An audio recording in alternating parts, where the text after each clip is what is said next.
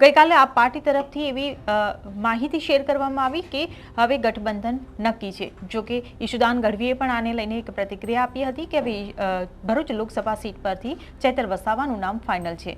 આ ઉપરાંત ઉમેશ મકવાણા કે જે ભાવનગરથી લોકસભાની ચૂંટણી લડવાના છે તેમનું નામ પણ આ પાર્ટીએ પહેલા જાહેર કર્યું હતું, પરંતુ સત્તાવાર જો કે આ ગઠબંધનને લઈને કોઈ જાહેરાત નથી થઈ ત્યારે ગઠબંધનને લઈને પણ અનેક સવાલો ઊભા થયા છે। એવા પણ આરોપો થઈ રહ્યા છે કે ઈશુદાન ગઢવી પ્રજાને મૂર્ખ બનાવી રહી છે, કારણ કે ગઠબંધન પર હજી કોઈ સત્તાવાર માહિતી શેર કરવામાં નથી આવી।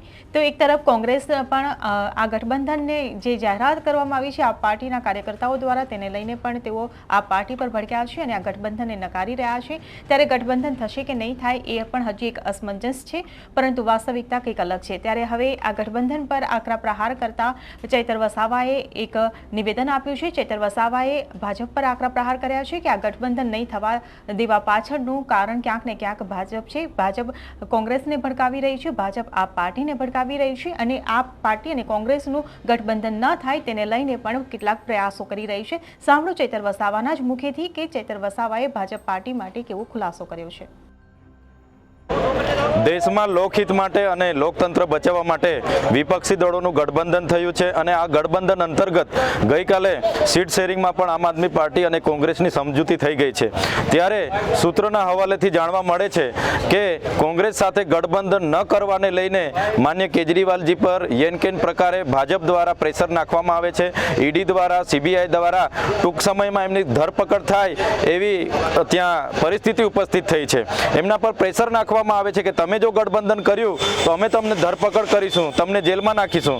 ત્યારે અમે આ ભાજપ સરકારને કહેવા માંગીએ છીએ કે ગઠબંધન અમારું થવાનું છે, થઈને જ રહેશે અને આવનાર દિવસોમાં ગઠબંધનને લઈને અમે ગઠબંધનમાં રહીને અમે લડવાના છે। ત્યારે ભાજપને અમારો ડર છે તો અરવિંદ કેજરીવાલજીને સૂત્રોના હવાલેથી જાણવા મળ્યું છે કે દબાવવામાં આવી રહ્યા છે। ત્યારે અમે એમને કહેવા માંગીએ છીએ જો અરવિંદ કેજરીવાલજીને તમે ધરપકડ જ કરવા માંગો છો, દબાવવા જ માંગો છો તો કાલે નહીં પણ આજે ધરપકડ કરો, પરંતુ એનું પરિણામ આવનાર લોકસભામાં ભાજપને વેઠવું પડશે એ હું ચોક્કસ આજના દિવસે કહેવા માંગુ છું।